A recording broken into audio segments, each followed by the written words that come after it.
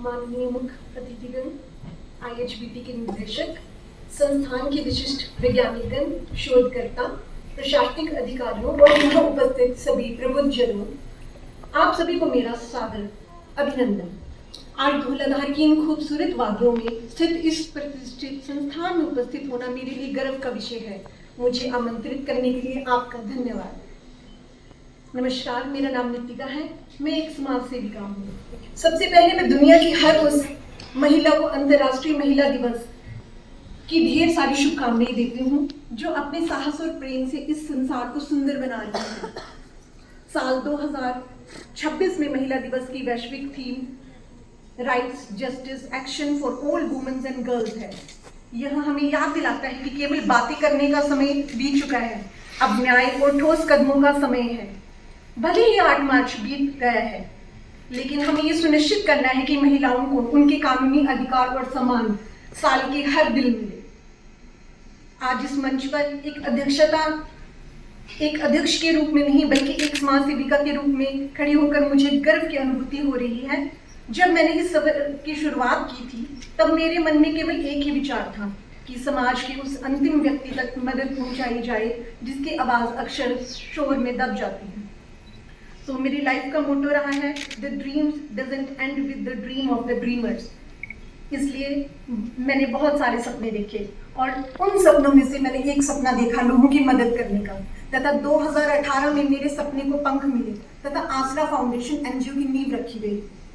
बहुत से उद्देश्यों में मेरा सबसे महत्वपूर्ण उद्देश्य महिला सशक्तिकरण रहा। मैं बहुत सी महिलाओं से जुड़ी और उनकी परेशानियों को समझने की कोशिश की। धीरे धीरे हम जिला प्रशासन, नाबार्ड, ग्रामीण विकास विभाग आदि विभागों के संपर्क में आए और महिलाओं की समस्याओं को बेहतर से सुलझाने का प्रयास करने लगे।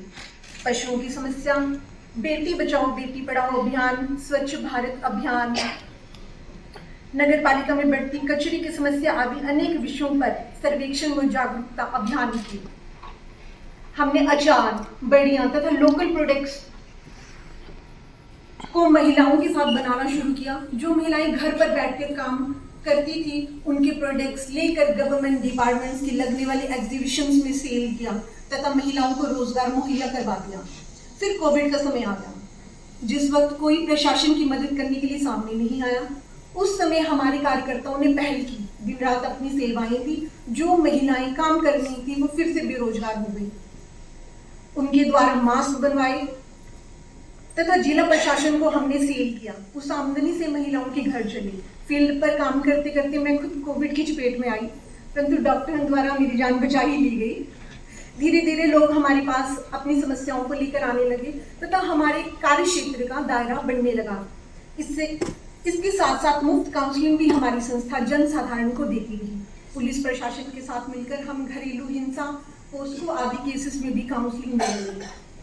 धर्मशाला में पहली बार आयोजित सरस मेले में हम महिलाओं ने पहली बार टेंडर फाइल किया तथा पूरे राज्य की सबसे पहली महिला बनी जिन्होंने टेंडर भरा तथा जीता, जिसमें 12 दिन के लिए 3 टाइम का खाना लोगों को मुहैया करवाया। मुख्यमंत्री जी द्वारा हमारे इस कार्य को बहुत सराहा गया। CM स्टार्टअप के अंतर्गत हमने CSIR पालमपुर से टेक्नोलॉजी ली, वह मिक्स्ड पिकल बनाई, गिलोय मिक्स पिकल। जिला प्रशासन द्वारा पहली बार हमारे प्रोडक्ट्स को G20 में लॉन्च किया गया। भविष्य में हमारी योजना गिलोय पिकल्स का विस्तार करके इससे लोगों को रोजगार देना है। तब से अब तक का सफर बिल्कुल आसान नहीं था। स्टार्टिंग में जिन लोगों और परिचितों ने साथ देने का भरोसा जताया वो पीछे हट गए। सभी ने कहा बहुत दौड़ भाग है, तुमसे नहीं हो पाएगा और यह छोड़कर नौकरी करो। ना कोई साथ था, ना कोई पैसे।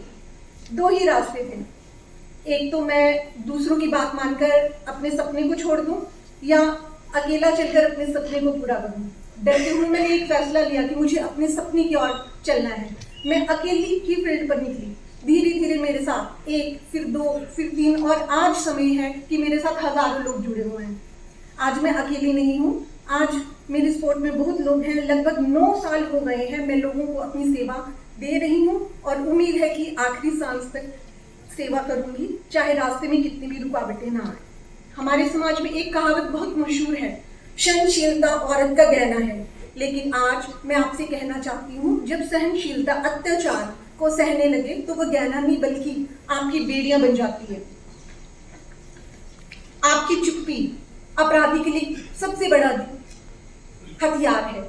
जब आप घर की चार दीवारी में होने वाली हिंसा या बाहर होने वाले शोषण पर चुप रहती हैं तो आप अनजाने में उस अपराधी को यह लाइसेंस दे देती हैं कि वह कल फिर वही काम करे। आपकी एक आवाज न केवल आपकी न्याय दिलाएगी बल्कि आपके बाद आने वाली करोड़ों लड़कियों महिलाओं के लिए रास्ता साफ करेंगी। चलिए एक कहानी सुनाती हूँ आपको।